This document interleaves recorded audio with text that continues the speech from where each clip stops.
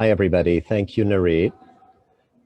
Great to see everybody. So we're in the middle of a busy day here in the House. I just spoke on the floor where we passed a bill that I introduced a while ago, basically opening up our doors to refugees fleeing the Chinese government's crackdown in Hong Kong. So we had a bipartisan bill and we just adopted it. And I may have to, small chance I may have to skip out for our next vote, in which case that'll only take a minute or two. But for that reason, I'm doing our chat today from beautiful Statuary Hall. I don't know if you can see the background, which is just off the House floor.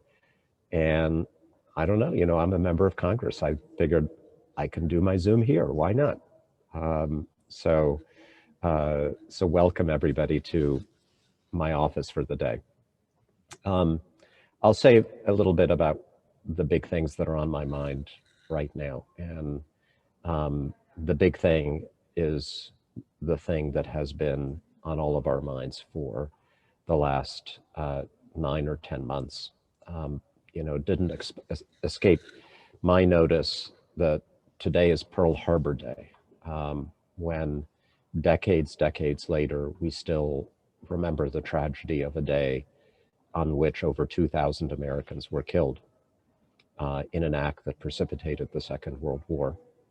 And just about every single day this past week, more than 2,000 Americans died because of the coronavirus.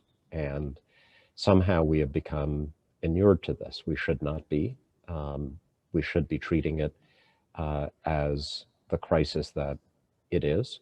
And yet, even though more people are dying today, every single day, than at what was thought to be the height of the crisis back in the spring, there are no daily briefings at the White House. There's no organized national effort. All of us somehow, I think we're all guilty to some extent, are treating this as something that is less urgent than I think the facts would suggest that it needs to be. The good news is that we are, thanks to the collective efforts of private industry and government, a good reminder of the importance of government here, very close to the deployment of an effective vaccine in the United States and around the world. We have 2 vaccines that have been already approved in the United Kingdom and a couple of other countries, which should give us confidence that this process was followed in the right way. My understanding is that by the end of December, we will have somewhere north of 400,000 vaccine doses from the 2 companies, Moderna and Pfizer, available for New Jersey, which will allow us to begin with the phase 1 of the vaccination effort in December. Frontline workers, beginning with healthcare workers, people with over 65 with the greatest needs. That will continue probably through January and February. By January, I'm told we will have about 1.1 million doses a month from those 2 companies. And hopefully, again, this is all projections based on what we've been told. By April or so, we should be getting into vaccinating the general population in a way that allows us to actually move beyond this crisis, knock on wood. That's still a long way from today, and there are people suffering today. There are decisions that our governor and other governors need to be making today to protect us. And Congress needs to step in and do what we are supposed to do, which is not to be the frontline public health authority, but to provide the resources that the country needs, that our state and local governments need, to be able to make these difficult decisions, to be able to keep our small businesses whole, even if they're asked to shut down or step back. And even if they're not asked to shut down, people aren't going to be going out to dinner in the way that they would if this crisis wasn't happening. They're not going to be doing the things that that they would normally be doing. So we absolutely desperately need those resources. I'm among those who felt that we probably should have taken the potential of a deal before the election. That didn't happen. But the good news is that we are now relatively close to a modest, reasonable, bipartisan agreement that will provide, if we adopt it, enough resources, in my opinion, just to get us through the winter with the minimum necessary, both extending the unemployment insurance that was so important for so many people, the small business loans that were so important to our small businesses, targeted relief for, I hope, restaurants, entertainment venues, businesses that I think need the help the most, and very important, meeting my main demand, allowing some support for direct support for our state and local and county governments to make up for the revenues they're losing because of this crisis, so they can continue to provide basic services to our citizens without raising taxes. So we're close to that. We've got an agreement in principle with an equal number of Republicans and Democrats on board. The choice really is between that bipartisan agreement and a totally partisan bill that Senator Mitch McConnell put forward in the Senate that doesn't do any of those critical things, doesn't fund vaccine distribution, for example, or state and local government assistance. I think that can be overcome, and we will know hopefully in the next several days. We've also got to fund the government, or at least extend funding through March so that government services can continue. We got to pass a defense bill, which has a lot of important provisions for our military, for our national defense, and a bunch of things that I've been working on in that bill as well.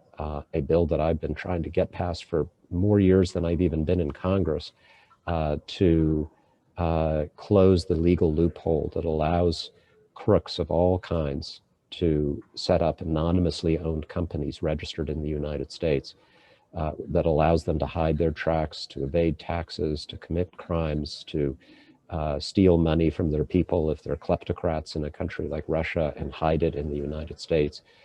We got that in the defense bill, totally bipartisan, and it will pass, and then we'll see if the person occupying the position of president right now keeps his promise to veto the bill. But we can discuss the dynamics of that as well. And then finally, one other piece of legislation, super important for Union County. We will be tomorrow, I believe, enacting House and Senate our water resources bill. You guys may know I serve on the water subcommittee of the Transportation and Infrastructure Committee. So I've been working really hard, particularly to address a problem that folks in Cranford have faced with flooding. You all know it's a complicated issue. There's some work that needs to be done on the Rahway River. The Army Corps of Engineers, which has been sort of at this for many years, was determined to walk away. In fact, they were walking away. They were a little frustrated with us, frankly, in terms of the amount of time that it's been taking to come up with a solution to that problem. But I worked with Senator Booker, and we put a provision in this bill that compels the Army Corps to stick with the project and to work with us to come up with an acceptable solution. So they were going to walk away, and we're stopping them from doing that because this is incredibly important. I know for many of you, certainly if you live in Cranford, but elsewhere in Union County as well. So that's a really big win for us. And one of the main reasons that I got on the Transportation Committee 2 years ago was to work on that. So with that, and here I'm just talking about the next 2 weeks. I haven't even mentioned our agenda for January 20th and beyond, but I'm sure you guys will have questions and thoughts about that, and would love to hear them and to respond to anything that I can in the time that we have. So, Narit, back to you. And why don't we start with some questions from our guests? Great. Thank you, Tom. We are going to start with some frequently asked questions that were submitted beforehand. And after that, we will go into our live questioning. Just a reminder, if you do have a live question, please use the chat feature at the bottom of your screen, and I will add you to a list of questioners. Now would be a great time to start submitting your questions as well. All right, Tom, for your first pre-submitted question, what happens to all the bills that were passed in the previous term? Do they need to be resubmitted in the new term? So the bills that were passed in still the current term that were not enacted, not signed by the president, they go to bill heaven, and we have to reintroduce them in the new Congress. And we will. There are a bunch of things that we didn't get done, partly because the Senate wouldn't take a bill up, partly in some cases because the president wouldn't even consider signing the bills that we were passing. Remember, one of the excuses Mitch McConnell would use to justify not bringing up bills that the House passed was that he thought it was a waste of time to bring up bills that President Trump would never sign. Well, you know, we're going to take that excuse away with President Biden for a number of the bills that the House passed. So we will want to test that proposition once again. Now, I want to focus on bipartisan legislation. I want to focus on bills that I know have a good chance of going through, partly because I want to get stuff done and partly because I want to show the American people that their government is still capable of working for them. We need to restore that confidence for all kinds of reasons. But there are also bills that we passed in the last 2 years that are just personally very important to me, that I think are broadly popular among the American people, and that we should keep pushing and pushing and pushing until they're done. One such bill, for example, is H.R. 1, the Campaign Finance, Government Ethics, and Voting Rights Bill that we passed at the very beginning of the current Congress. There are big parts of it that McConnell, I think, will never allow forward because he's dead set against any reforms to our corrupt system of financing campaigns. But that doesn't mean we should give up. I think that's a bill that should be reintroduced and passed again. Universal background checks for gun purposes, for gun purchases, overwhelmingly popular among the American people. President Biden, of course, will sign that bill. I'd like to give it another chance. The Violence Against Women Act, again, overwhelmingly popular, bipartisan. McConnell had a problem with it because there's one gun provision in the bill to close the so-called boyfriend loophole in our gun background check system. I want to give him another chance to do the right thing.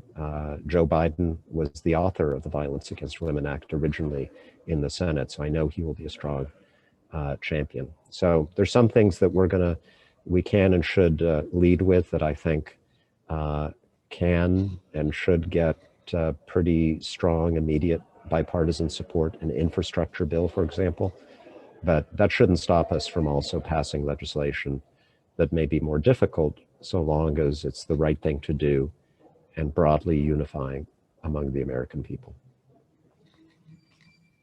Thank you, Tom.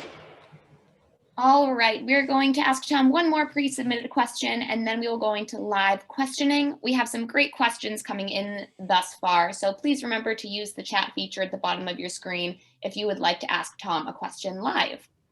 All right, Tom, for your next pre-submitted question, will you be able to repeal the SALT tax deduction that was taken away in 2017?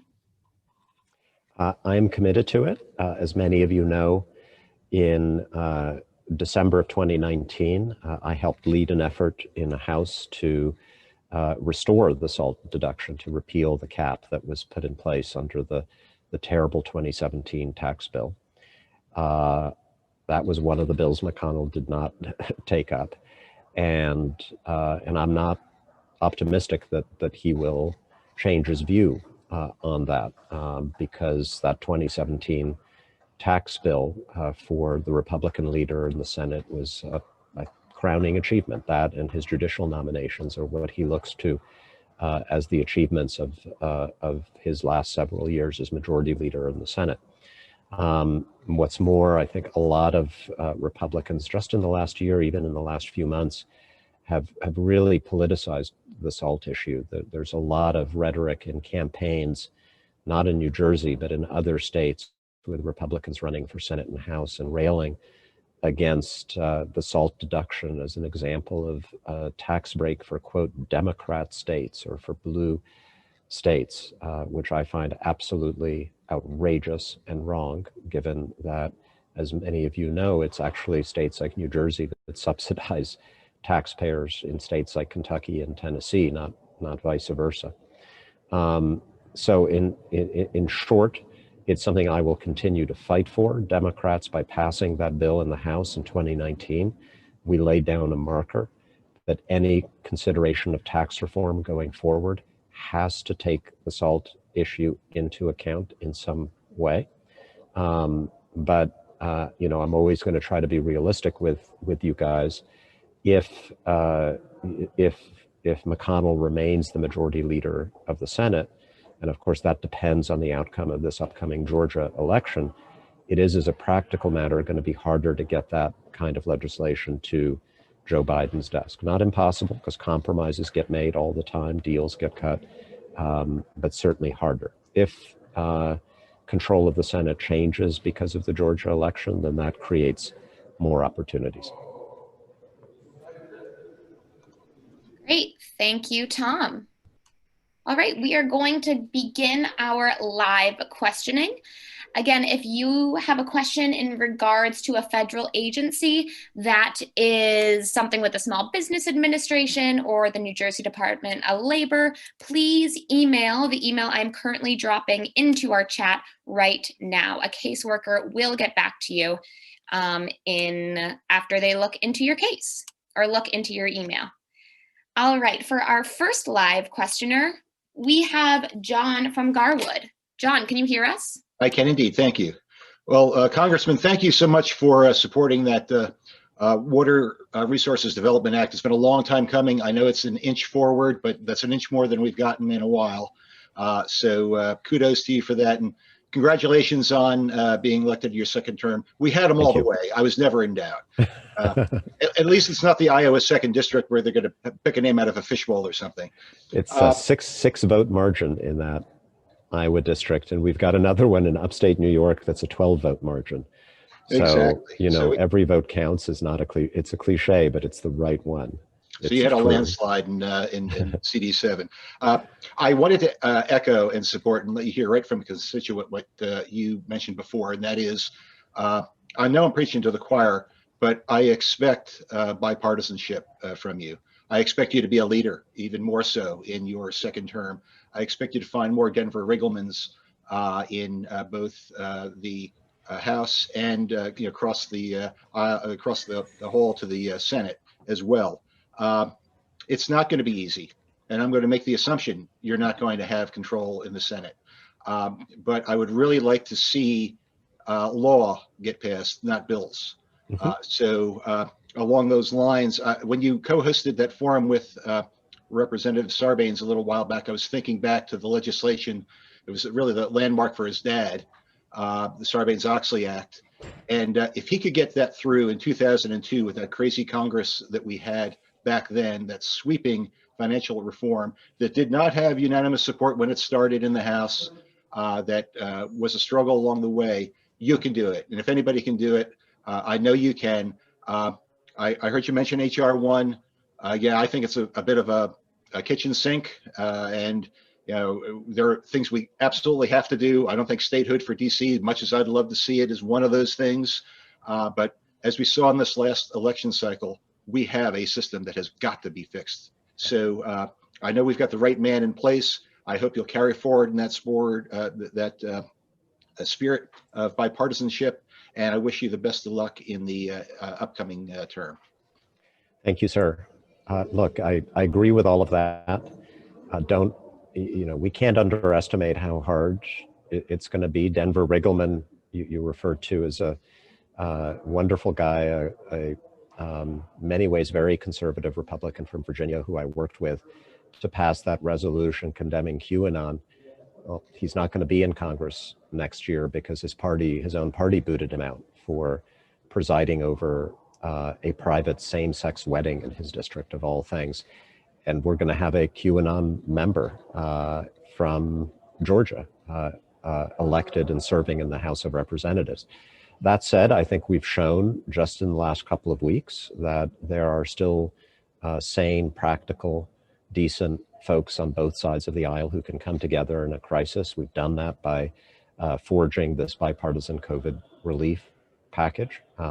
It's good news that that leadership in my party, at least, has now embraced that, even though it's a lot less than most of us think the country needs. It is a sign that bipartisanship, practical bipartisanship, to do big and important things, not just to rename a post office, but to do big and important things, is still possible, is still alive. And I know that none of my goals can be achieved if we don't pursue them in that way. Even if Democrats win both of the 2 Georgia seats, all that means is that there will be a Democratic leader in the Senate who can put bills on the floor to a vote. So if the House passes a bill, we can get a vote in the Senate. But you can't win a vote in the Senate usually with 50 votes and a tie break because of the filibuster. So anything significant will still require bipartisanship in the Senate, even if there's Democratic control moving the agenda forward. So as hard as it is a necessity, and I will be, as always, looking for opportunities to achieve it. And then, that doesn't also stop us or preclude us from delivering a message from time to time if we can't get anyone from the other side. I will make a statement if I think it's the right necessary thing to do, and then hope that in another Congress or the one after that or the one after that will achieve the consensus needed for victory. These things are not mutually exclusive. Thank you. Thanks. Thanks, John, and thanks, Tom. All right, our next questioner is Jody from Westfield. Jody, can you hear us? Jody, do we have you? Yes, I'm here. Yes. Yep. Hi. Yep. I hear you, Jody. Hey. Hi. Hi. How are you? And thanks, as always, Hold for on. doing this. And We have- congratulations. Wait a minute. Hey. Do we What have happened? Jody's on the line? I have Jody from Westfield who initially asked a question. Yeah, I see Jody and I hear Great. her. Yep. Okay. So 2-part, if you can. I know timing, you've been working on this new stimulus bill forever. What are the chances with regard to the $300 in PUA as far as unemployment that this will get going and getting to people before unemployment is over for everyone that was affected by COVID, which is in 2 or 3 weeks? Mm-hmm. And the second part, also with regard to, I'm wondering if anybody is, again, talking about the PUA that was given to self-employed people.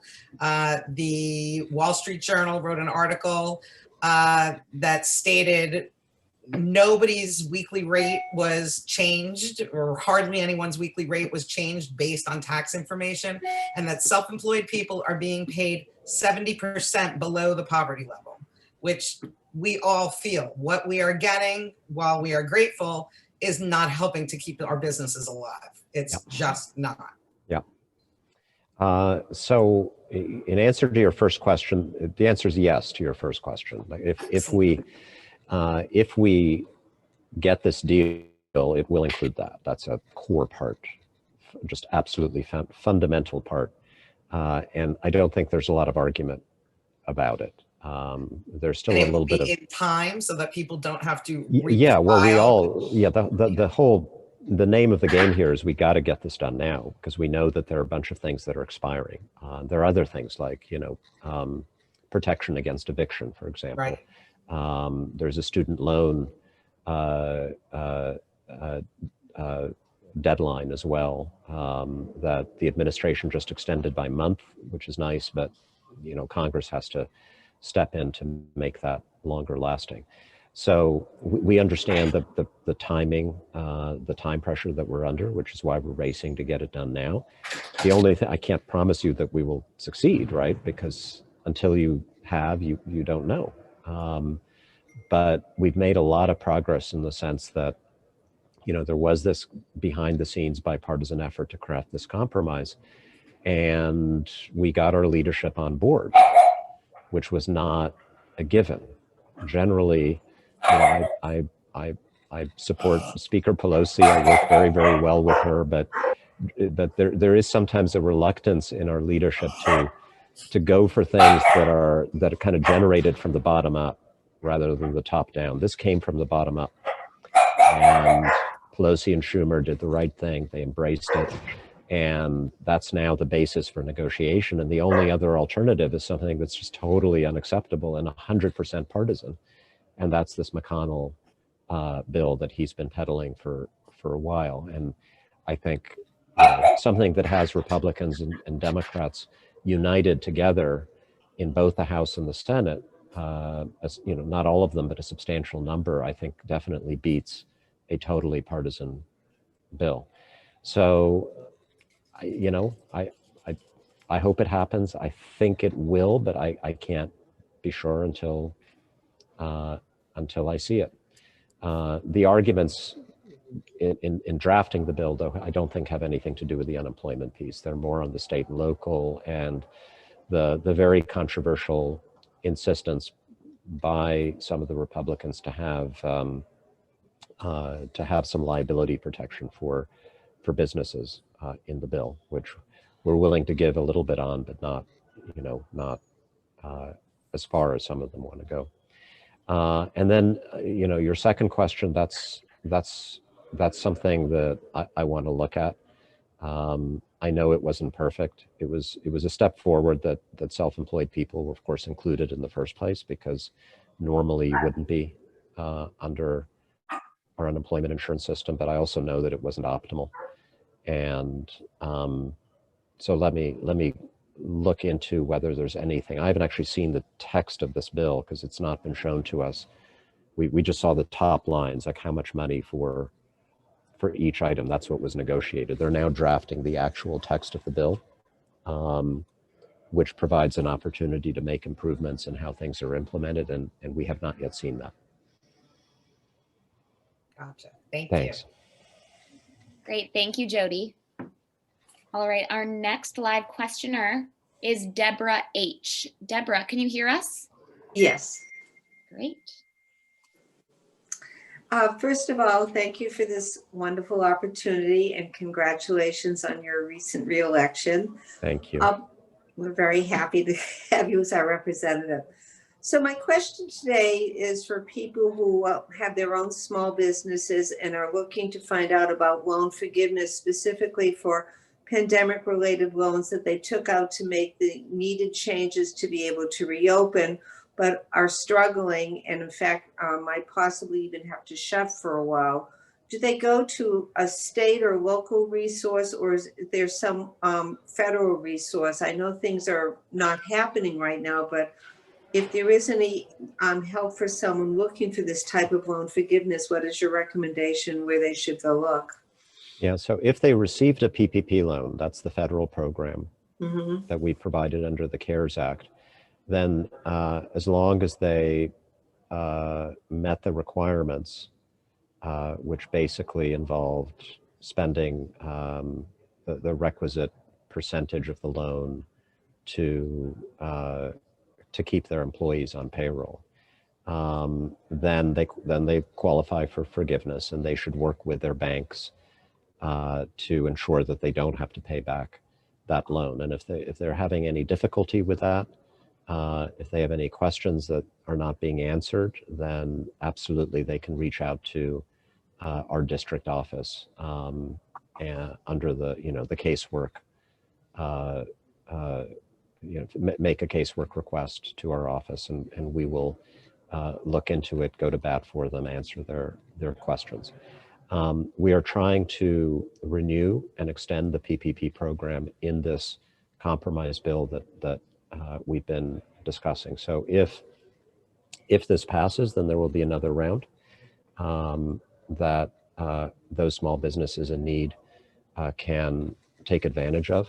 One thing I've been advocating, don't quite know how this is going to come out, is for targeted relief, not just loan forgiveness, but grant relief for restaurants, bars, entertainment venues, for businesses that are based on people congregating indoors, which are the businesses that are most obviously targets for shutdowns. And even in states where governors are not contemplating shutdowns, are just going to be hurt because customers are not going to be congregating in the way that they normally do.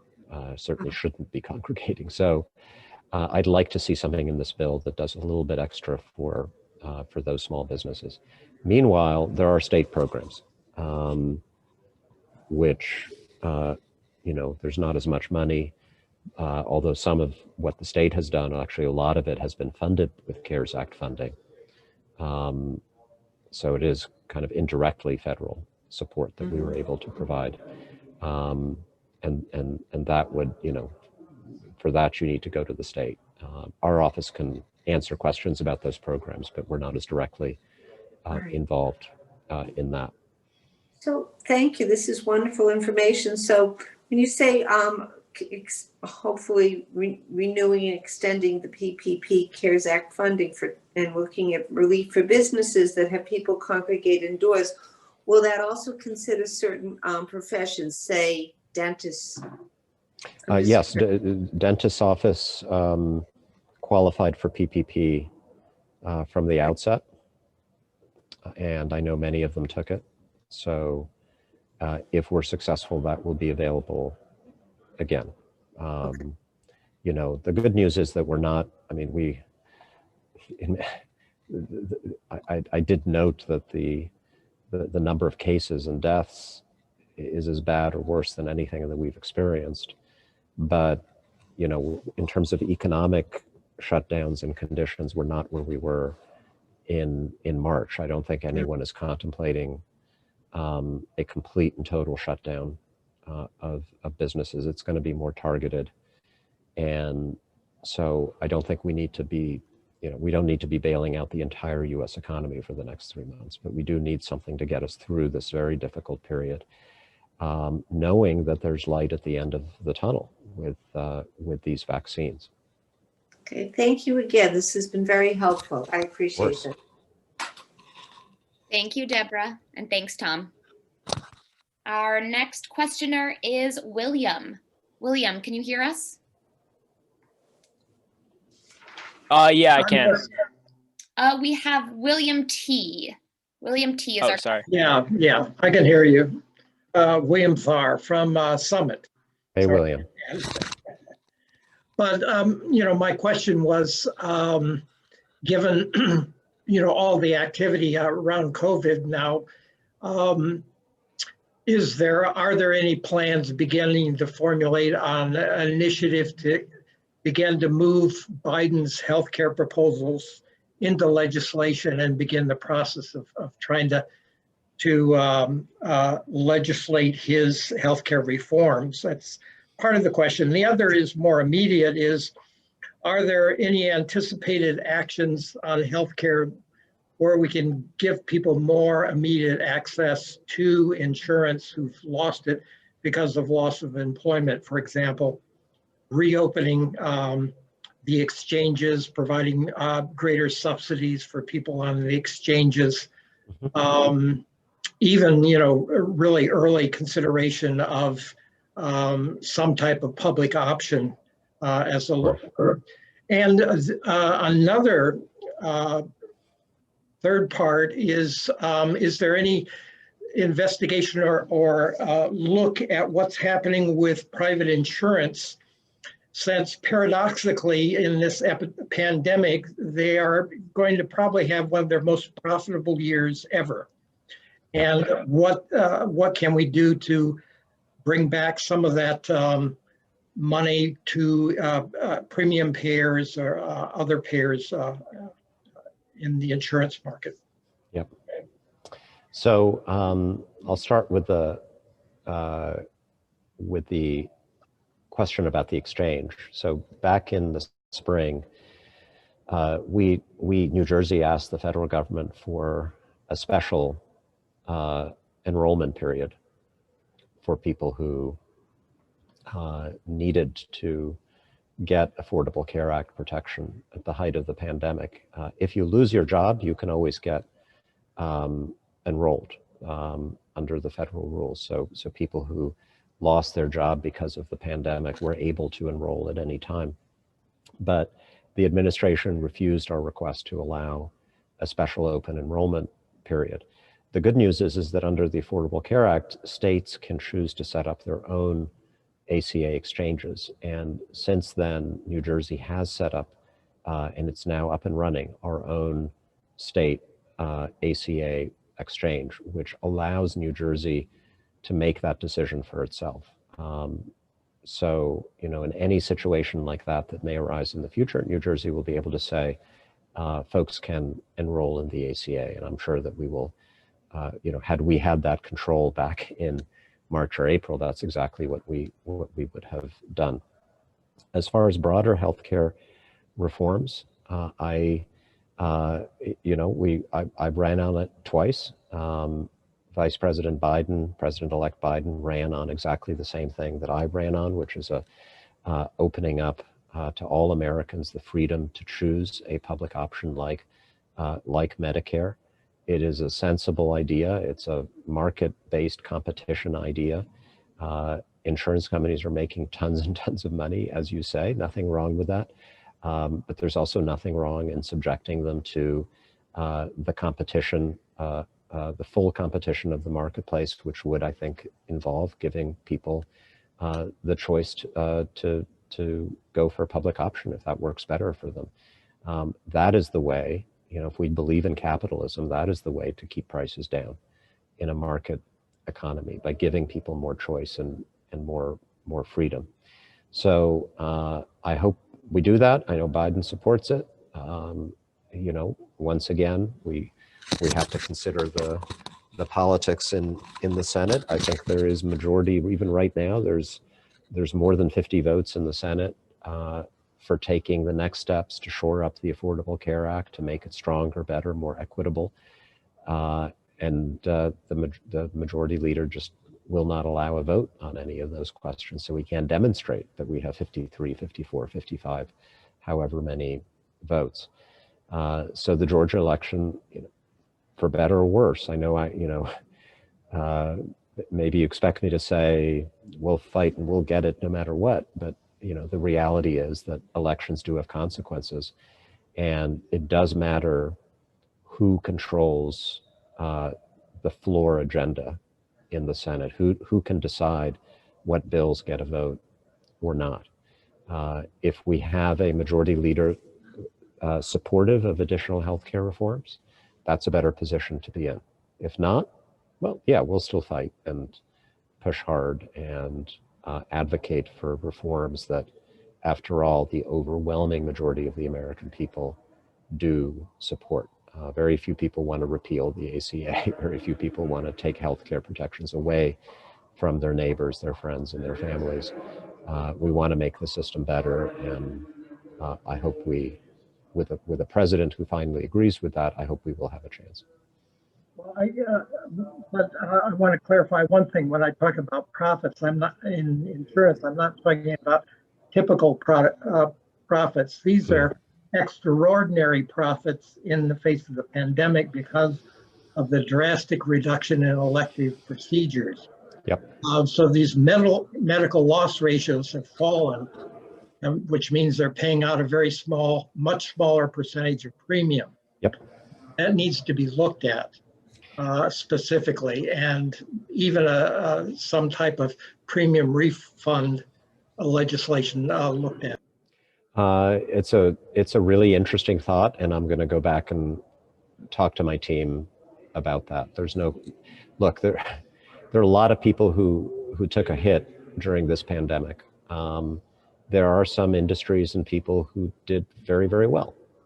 And again, there's nothing morally wrong about it. You know, it's not Amazon's fault that that everyone started, you know, shopping at Amazon or shopped even more at Amazon when we were all staying home. They were providing a service that that benefited American consumers, and as a result, Jeff Bezos is even more fantastically rich than he was before the pandemic.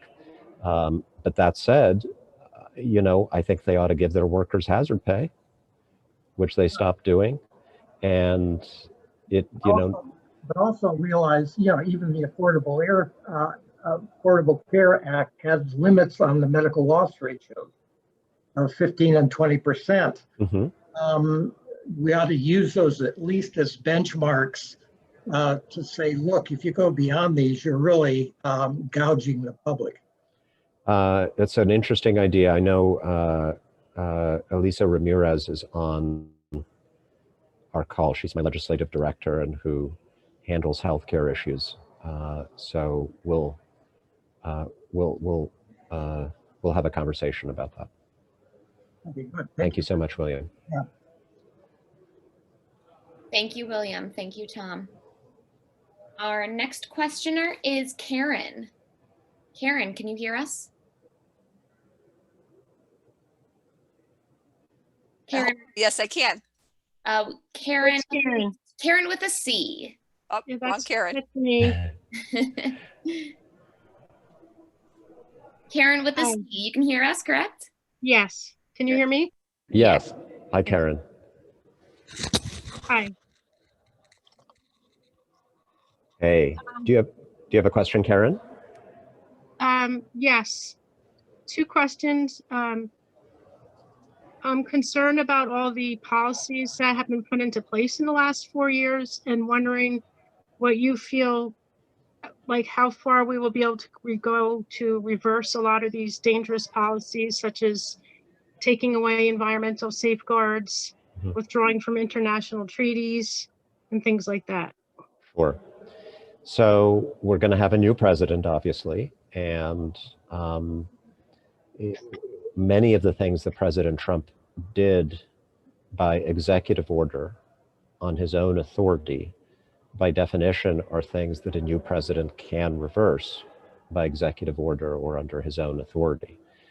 Some of them are relatively easy. So, you know, withdrawing from international organizations like the World Health Organization or the Paris Climate Accords. These are things that President Biden will be able to do and has said that he would do pretty much on day one.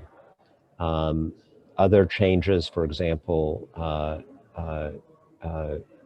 gutting environmental protection rules.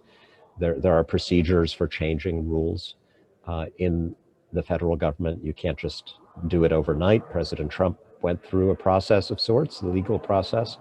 And so President Biden would have to do the same thing. And that may take a little while longer.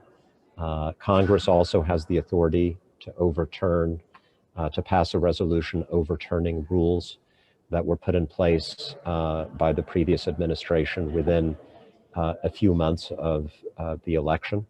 So I'm sure we will try to do that. But again, we would need to get at least a majority in the Senate for those. Not impossible, and that's done under a rule that requires a vote in the Senate if the House takes a vote on a particular issue.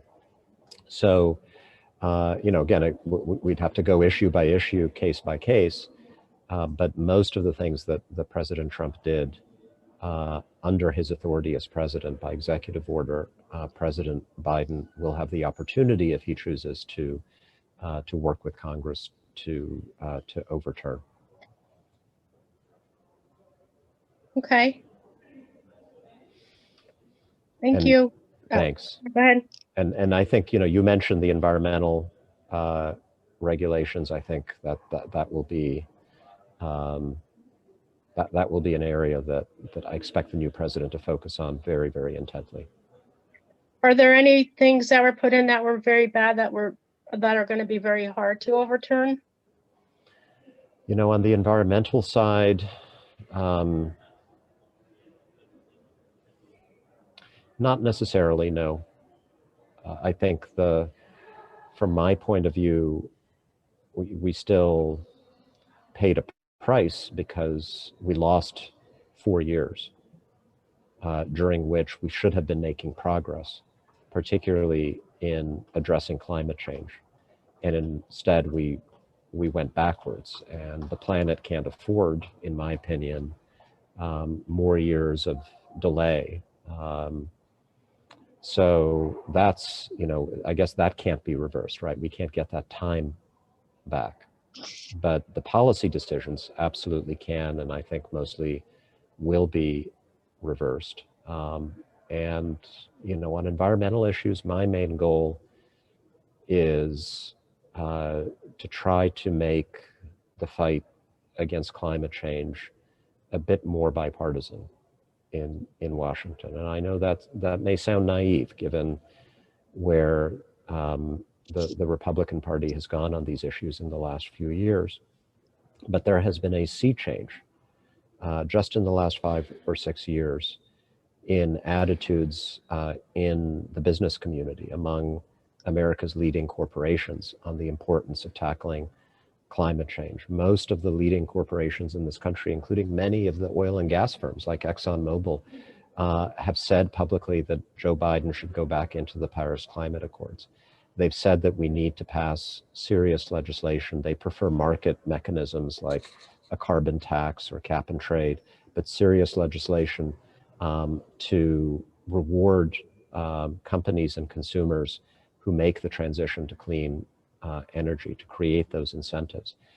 And I also think that the competition with China, which a lot of Republicans are very gung-ho about, also should spur us to want to be the first country, not the last, to make that historically important transition to clean energy. So that's politically, I think, the big task in the next few years on environmental issues, and we're going to need it because I don't think, you know, I don't think we can count on one party, one pro-environmental party getting 60 votes in the Senate and a majority in the House consistently to be able to force the changes we need through. We need a broader consensus.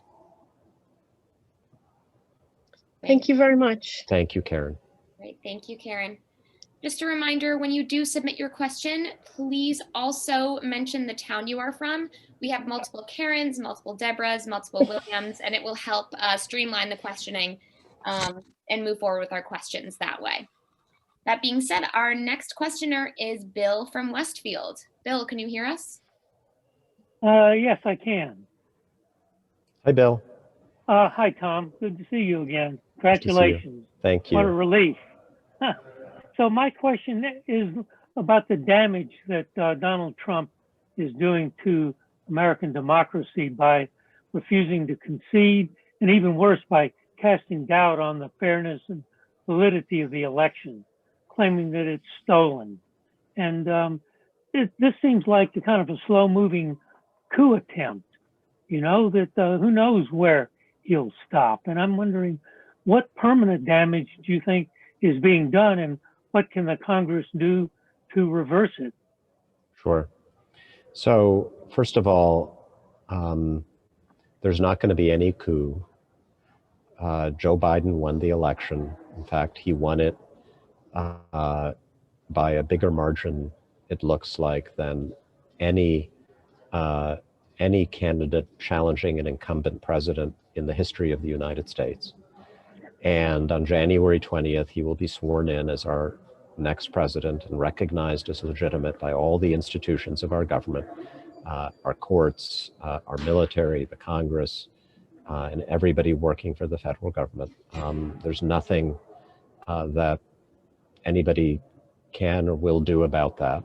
And in many ways, President Trump isn't even trying. He is accusing, he's making accusations about fraud and a stolen election on Twitter, but he's actually not making those accusations in court. His lawyers are going before judges all over the country and admitting that they don't have anything and being thrown out. And so what's going on here? What's going on is politics. It's President Trump and his people trying to keep their most loyal supporters riled up and angry and hitting those donate keys when they get their fundraising emails. Yes, it is about raising money for whatever future political endeavors he may choose to undertake. And it's about hurting the guy who beat him by trying to persuade some share of the American people, not a majority, but some share, that he's not a legitimate president. And that's where the damage can be done. We have a tradition in America that says that when you lose an election, you can be angry, you can be upset, you can be anguished, you can fight as hard as you want to try to win the next one, but we always accept the legality, the legitimacy of the outcome. I was upset when Trump won in 2016. I never argued that he wasn't the president legally. He was. And that's really, really important to the success of our constitutional democracy. And if he can persuade a large number of people, even 10 or 20% of the public, that this was somehow not a legitimate election, then he's doing the work of our adversaries, of our enemies, in undermining the foundations of our democratic system. So that's where we are. There's not going to be any funny business. The transition is going to happen. We're going to have a new president, but what he's doing is still incredibly irresponsible and damaging. And you know, a lot of my colleagues here, I wish they would consider that this is not necessarily the kind of behavior that will get you a statue in this hall. If you're not willing to stand up and say that the guy who won the election because you're somehow afraid of what President Trump's base might do to you in some future election. The more they stay silent, the more they convey that this guy owns them. And I know a lot of them do not want to be owned by Donald J. Trump, who they don't even think of as a Republican. And yet they continue to behave in those ways. So that's where we are. And as far as I'm concerned, I'm moving on. I can't wait to be sworn in as a member of the next Congress with a new president who is sane and competent and decent and focused on actually governing this country and solving problems. Absolutely. Thanks so much. Thanks. Thanks, Bill. Thanks, Tom. Our next question comes from Peggy. Peggy, can you hear us? Yes. Can you hear me? Yes, we can. So my question, I gotta first say congratulations. I'm so, shouldn't have even been close. I'm so glad that you won and you'll be representing us again for the next 2 years. And I hope longer than that. My question is, I read that Governor Cuomo is now saying it's not necessary to put in a new tunnel. The existing tunnels, across the Hudson can be repaired overnight and then weekends. Is he mucking up the chances of getting a new tunnel? It's a little weird.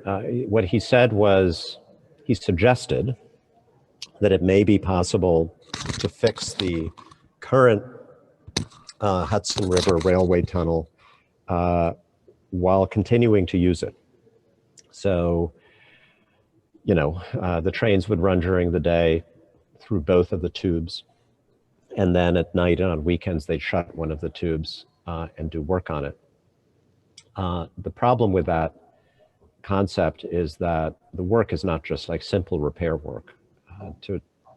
What's needed is, among other things, completely tearing apart the foundation on which the tracks sit, which is kind of rocks and gravel the thing that was put there in 1910 and replacing it with kind of a proper concrete foundation. And so to make this work, they basically have to, you know, tear up whatever, 20, 30 feet of the foundation each night, replace it, and have it all ready in time for the morning rush hour every single day for several years.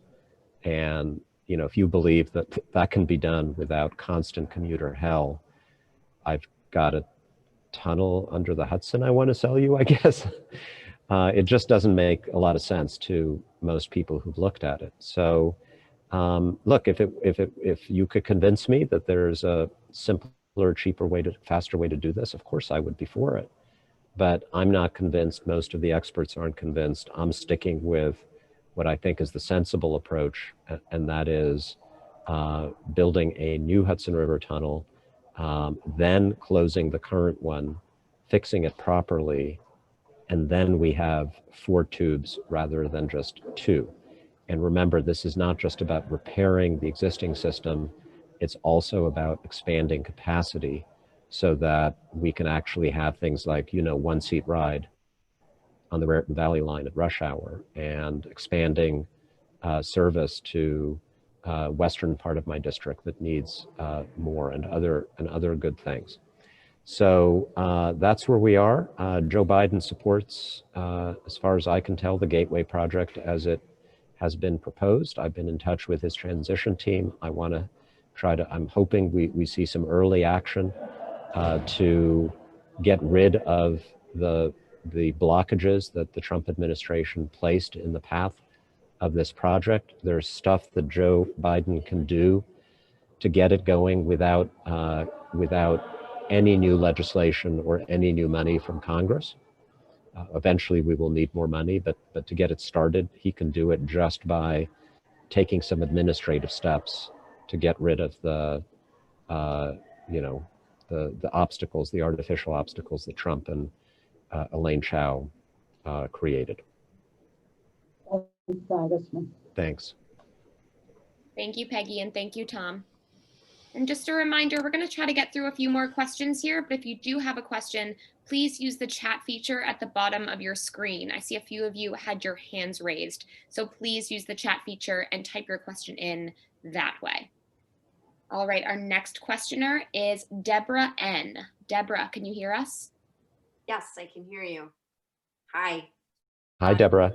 Hi, Congressman. Congratulations again. Big relief to have you representing us for another 2 years. I'm wondering what you think the chances are that the Senate will cooperate in passing legislation safeguarding democracy from a too powerful executive branch. For example, what we saw during a lot of the hearings with members of the executive branch defying congressional subpoenas and not showing up for hearings. And I know the House can't do it on its own. So what's the likelihood that the Senate will do anything in regard to this? So it's a really good question. And think about it this way. Will a Republican Senate support our legislation to require Joe Biden to respect their subpoenas? Right? Because that's what it is now. It's about all presidents, and our president is going to be a Democrat. And I can imagine Lindsey Graham and all those guys are going to want to do oversight. And so maybe they should take this, because it's actually about, you know, constraining the guy who's going to be president, and of course all of his successors. There's a bill that we introduced in the House a couple of months ago that deals with a full range of abuses of presidential power that we saw under this administration. So defying subpoenas was one. Firing inspectors general at federal agencies. You know, inspector generals are there to be independent watchdogs in every agency to root out corruption and abuse of power. President Trump's use of emergency powers to take money that Congress appropriated for the military and using it to spend, to build the wall on the Mexican border, which Congress, even a Republican Congress, didn't allow him to do. The violation, in my view, of the emoluments clause of the Constitution, president profiting personally from doing business with foreign countries. We took all of these things, which weren't necessarily legal when President Trump did them. They were, in my opinion, violations of traditions, of norms, the way we've always done things in this country. And we just put them in law and put this proposal out. And to go back to my original point, I want to go to the Republicans and say, hey, do you want to join me in trying to make sure that Joe Biden can't do these things? May I ask a And follow-up? let's see what they say. Okay, so what about the reverse then? I mean, so my understanding is that all new laws that, or bills that did not get passed, will have to be reintroduced. So given that Biden is now in the White House, what's the likelihood that the Democrats are going to be as interested in reintroducing this kind of legislation as they were when Trump was in the White House? You are speaking to one Democrat who is just as interested in doing it as I would have been before. This is not about going after President Trump. This is about protecting our democracy against abuse of power by the most powerful person in the country. And, you know, the good news is that Trump wasn't very competent in doing these things. And so not as much damage was done as might have been done by a president who really knew what he was doing. And so my main goal is to try to make sure that we are protected going forward. And I don't believe Joe Biden is going to abuse power. I think he's absolutely going to limit himself, and therefore would be happy to sign a piece of legislation that prohibits him from doing things that he has no intention of doing anyway. That said, I think it's just a good selling point with Republicans that, you know, this is not about beating up Trump anymore. It's about the current and all future presidents. So there should be no political argument for you to be scared of this. On the contrary, and I think most of my Democratic colleagues will be happy to give this a push as well. Great, I hope so. Thank you. Thank you. Thanks, Deborah. Thanks, Deborah. Our last questioner is Sue C. Sue, can you hear us?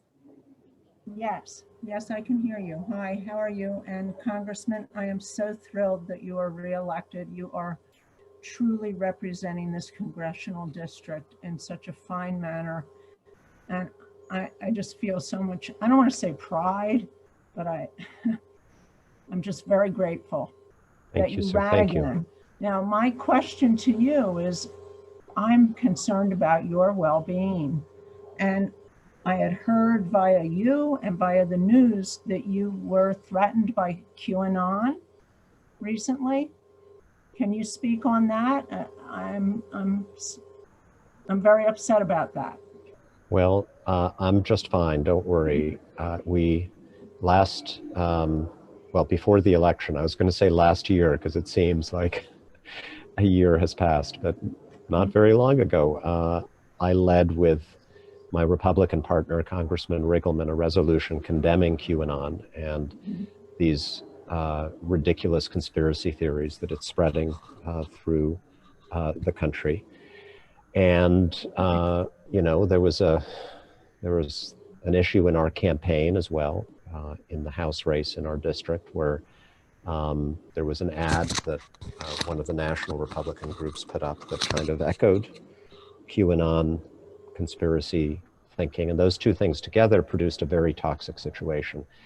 And my office did receive some threats that were called in right at the time when that resolution was being passed. I have not received any threats since then, thankfully.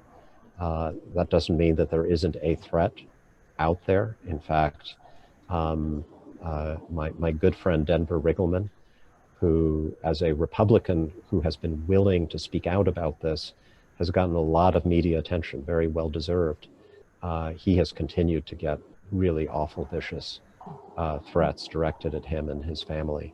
In my case, that's fortunately subsided.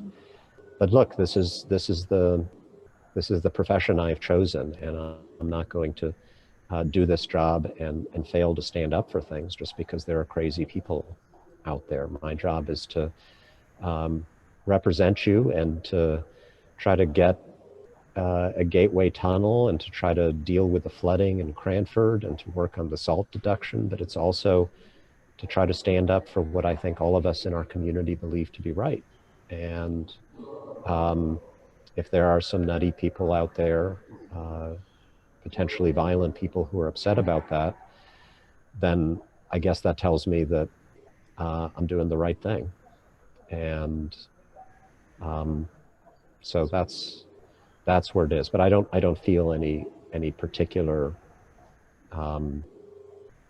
you know, I don't feel a particular personal threat right now. And if we did, obviously, I would work with law enforcement from our very excellent state police that was right on top of this when it was happening, to the Capitol Police here in Washington to make sure that we're dealing with it. So I don't want you to be in any way worried.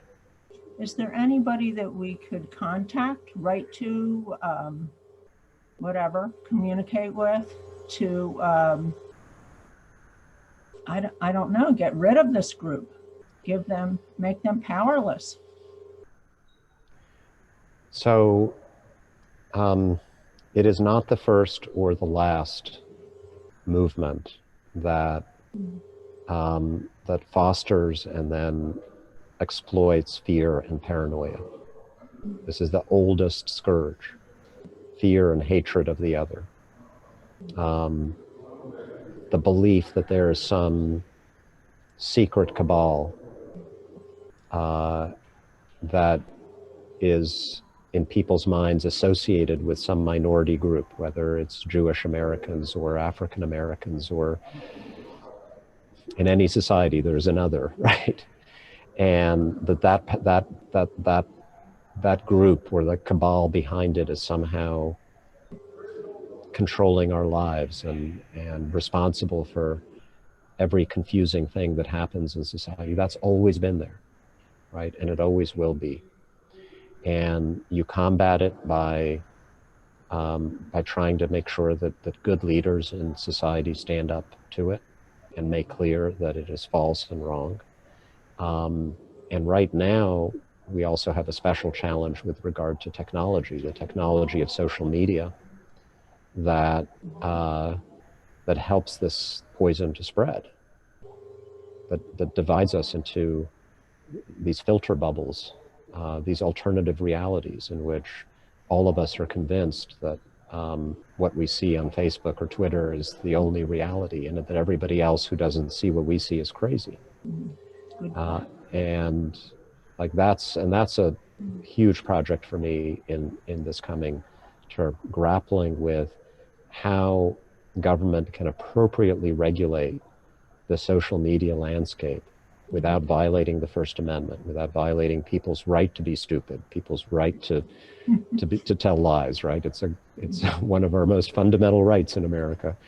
But when there is a technology out there that is literally designed to exploit our fears and to shovel to us every single day content that magnifies our hatreds and our fears, well, then I think there's something we need to do about that. I agree. Thank you for addressing that.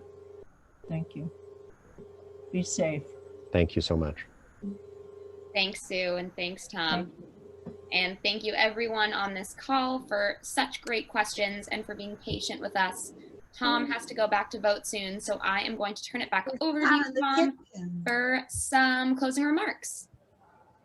Thank you so much. Thank you, everybody. Great questions as always.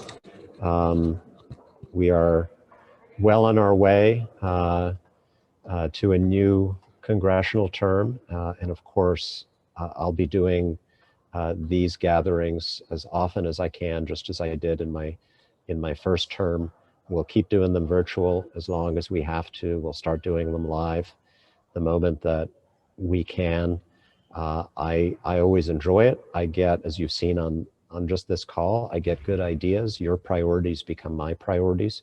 And of course, I feel a particular obligation to also report to you all on what I'm doing, the decisions I'm making, the votes that I'm casting, so that you can give me feedback and everybody can make that sacred judgment every 2 years as to who should be your representative. So thank you so much for being part of it. I always ask, next time we do this, please bring a friend or two, because I always enjoy meeting new people, whether they agree with me or not. In fact, especially if they don't, I would like, I would love you to bring them into one of these sessions so that we can have that discussion of the issues, which is what our politics should be about. So with that, thanks again, everybody. Stay healthy and safe, and see you next time. Bye-bye.